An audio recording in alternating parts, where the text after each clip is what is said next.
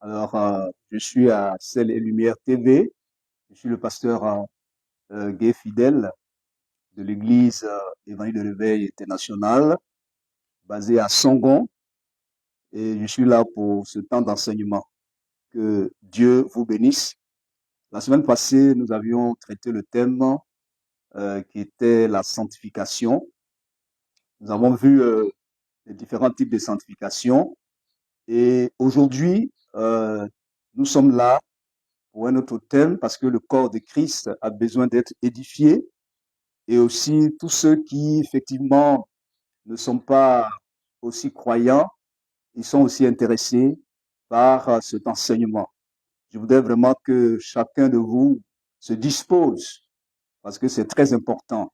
Alors, avant de commencer, je voudrais prier avec vous et demander la grâce du Seigneur par rapport à l'écoute de la parole de Dieu. Notre Père, notre Dieu, merci pour ce moment merveilleux.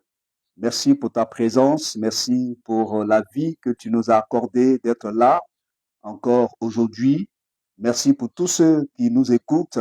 Je prie que le Saint-Esprit dispose les cœurs et que ta parole soit véhiculée afin que tes enfants soient sauvés et qu'ils reçoivent vraiment la vie éternelle. Que Dieu vous bénisse. Alors, ce que je vous propose aujourd'hui, c'est le travail source de bien-être de l'homme. Je répète, le travail source de bien-être de l'homme. Eh bien, le travail est très important dans la vie d'une personne. C'est le travail qui nous permet d'être autonomes. Le travail nous permet d'être considérés. Le travail nous permet de voyager, d'avoir un compte. Le travail nous permet de construire. Le travail nous permet de contribuer à l'œuvre de Dieu. Le travail également nous permet d'aider la famille. Donc, le travail source de bien-être, c'est important. Il y a trois phénomènes qui se dégagent dans le travail. Le premier phénomène, c'est le fait de travailler, de ne pas travailler est un péché. Le premier phénomène, le fait de ne pas travailler est un péché. Le deuxième phénomène est que cela vient du fruit du travail. Le fait de donner vient du fruit du travail. Et le troisième phénomène, c'est solliciter des prières pour réussir et prospérer. Alors, si nous voulons donner une définition du travail, le travail, c'est toute activité que l'homme fait qui peut lui permettre d'être heureux, qui peut lui permettre d'être heureux, de s'habiller, de voyager, d'avoir un compte, d'entreprendre et d'investir. Alors, bien aimé, c'est vraiment important. D'aucuns penseraient que lorsqu'on devient chrétien, il suffit de rester dans les quatre murs pour prier, pour intercéder. Voilà, et puis nous allons voir les billets de banque. C'est bien de prier, d'intercéder, mais il y a aussi le fait de travailler. Alors, après avoir donné la définition du travail, alors, qui doit être conscient du travail? Alors, savoir que le travail est une institution de Dieu. Comme on le dit souvent dans notre jargon, le mariage est institué de Dieu, le travail est une institution de Dieu. J'en ai pour preuve dans le livre de Genèse, le chapitre 2, le verset 15. Genèse chapitre 2, le verset 15 nous dit, l'Éternel Dieu prit l'homme et le plaça dans le jardin d'Éden pour le cultiver et pour le garder.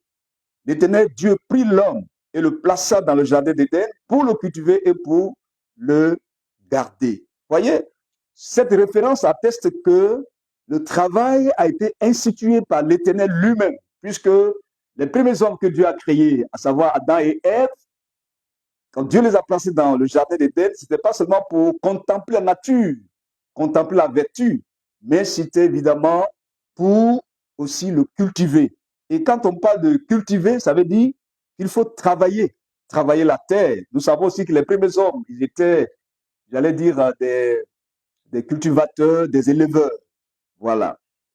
Donc, nous ne devons pas avoir peur du travail. Voilà. Et le fait de ne pas travailler, c'est comme c'est une désobéissance à Dieu. Et lorsqu'on désobéit à Dieu, c'est un péché. Donc, nous désobéissons à Dieu, qui constitue un péché, et nous-mêmes, en tant que personne, nous péchons contre le Seigneur. Qui doit travailler? Toute personne majeure qui est valide est appelée au travail.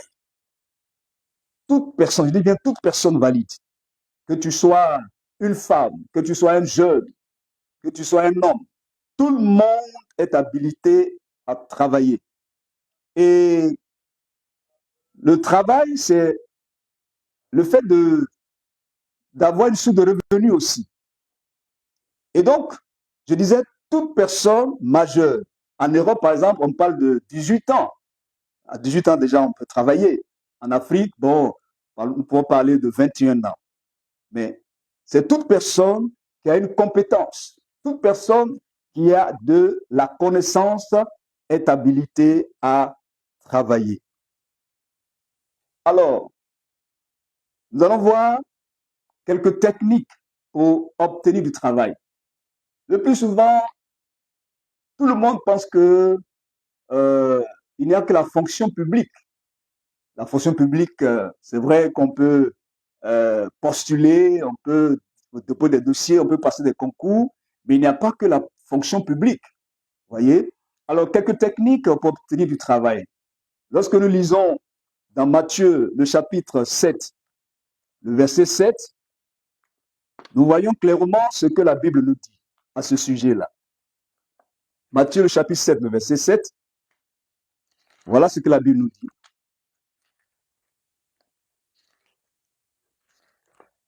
Matthieu, chapitre 7, verset 7. Il est dit ceci, demandez et l'on vous donnera. Cherchez et vous trouverez. Frappez et l'on vous ouvrira. Car quiconque demande reçoit, celui qui cherche trouve, et l'on ouvre à celui qui frappe.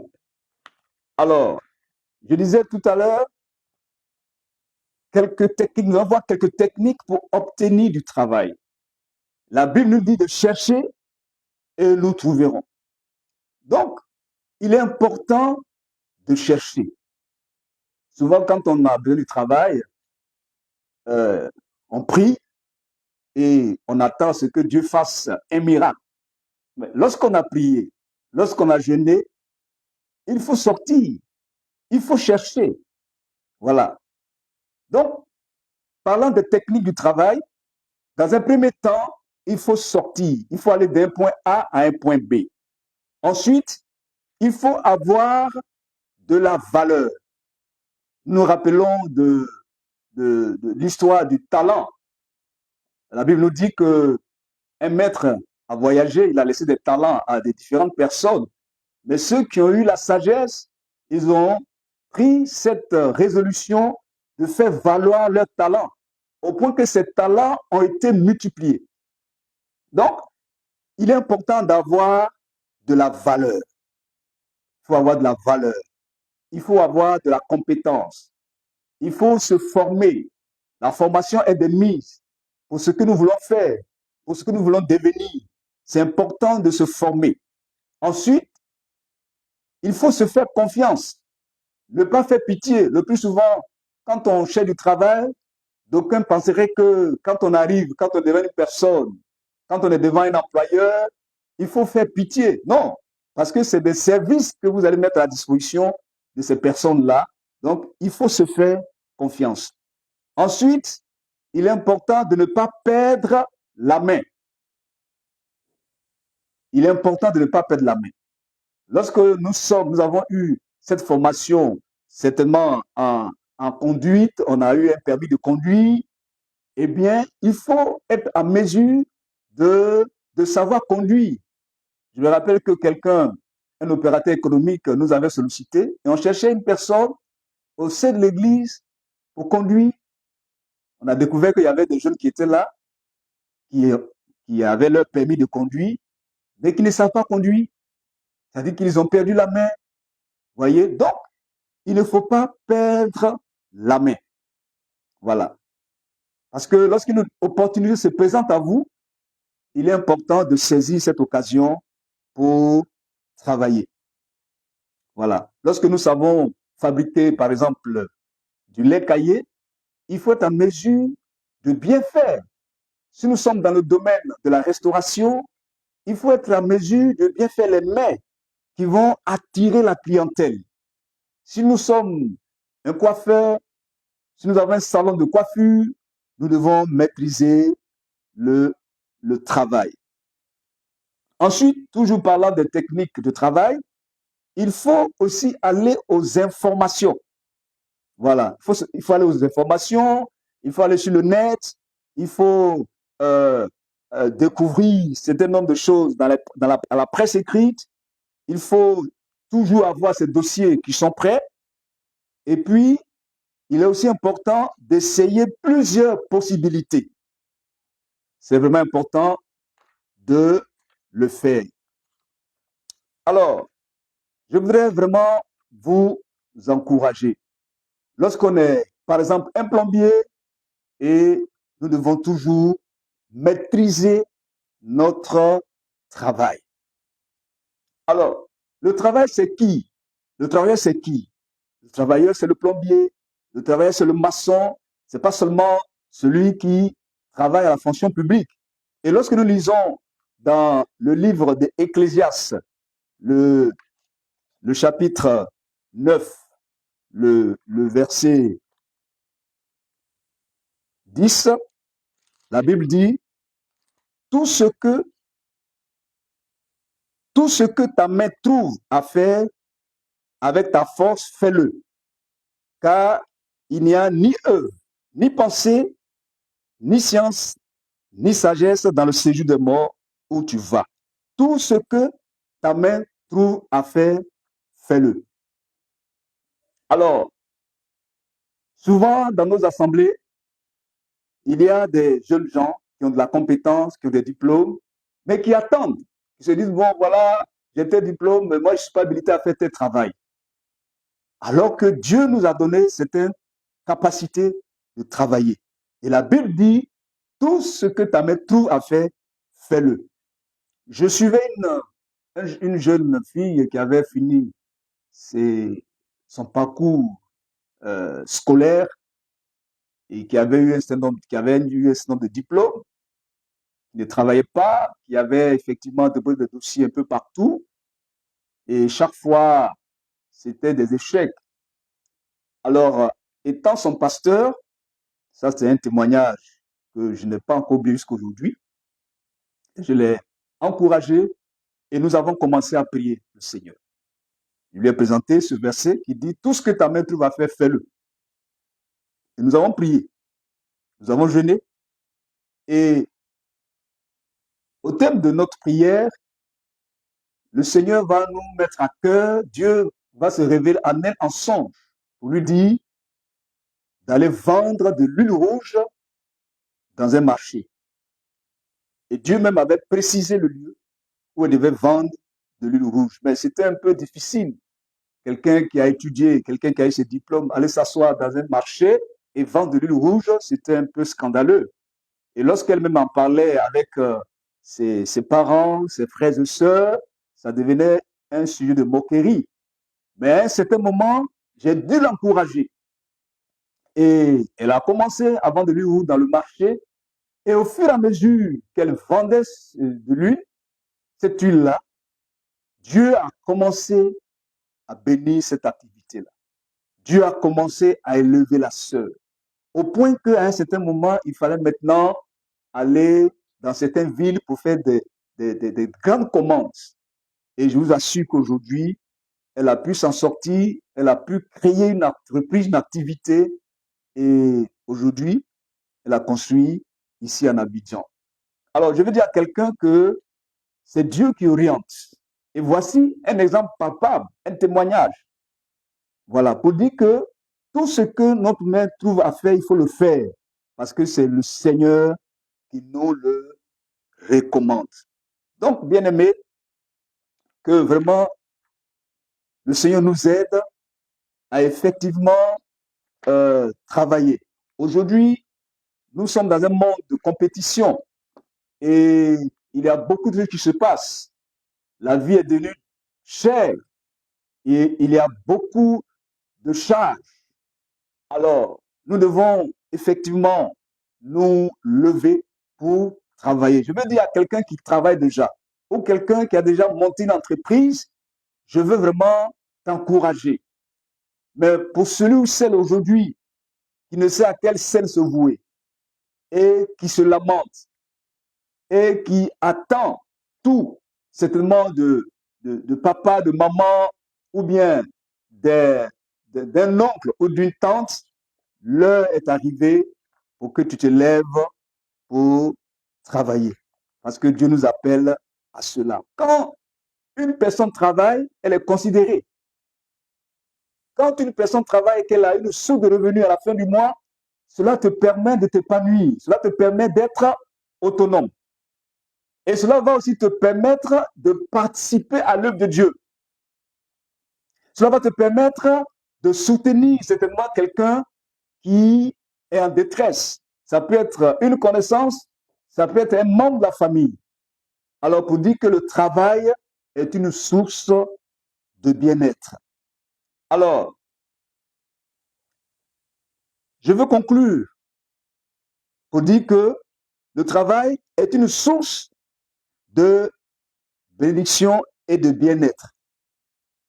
C'est bien de jeûner, c'est bien de prier, c'est bien de briser les chaînes, mais il faut se lever pour aller là où le travail se trouve.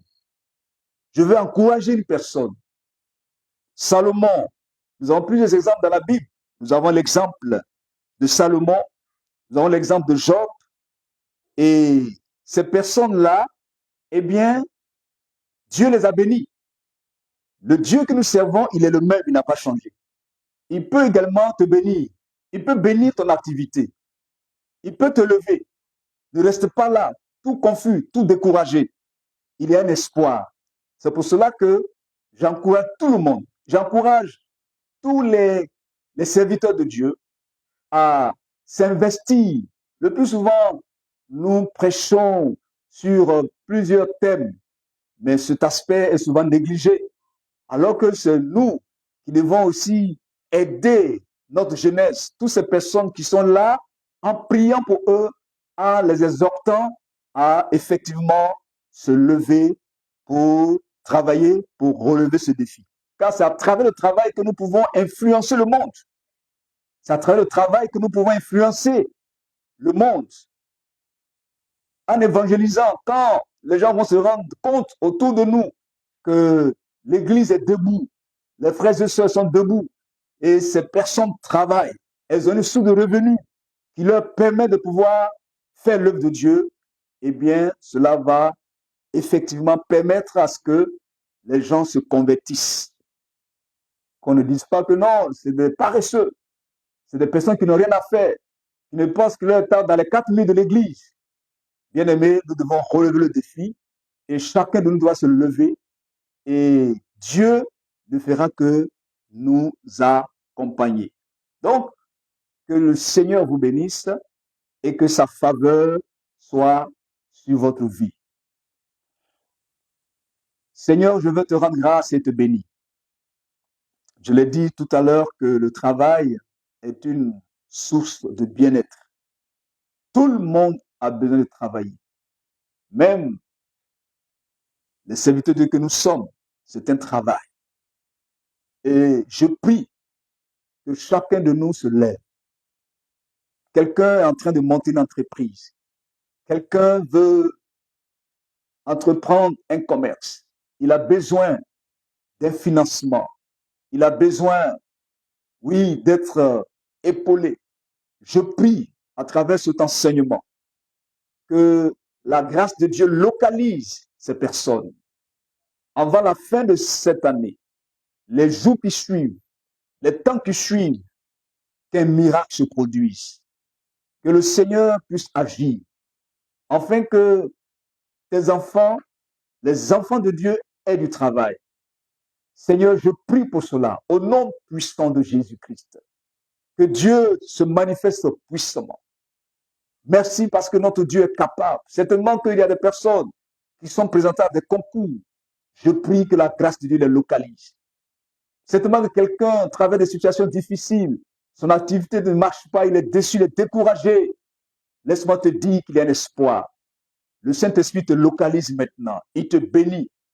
Il fait en sorte que le travail, que l'activité que tu fais, que tu aides la promotion. Que Dieu t'envoie de la clientèle partout. Que tu arroses maintenant. Merci Seigneur. C'est dans le nom de Jésus que j'ai prié.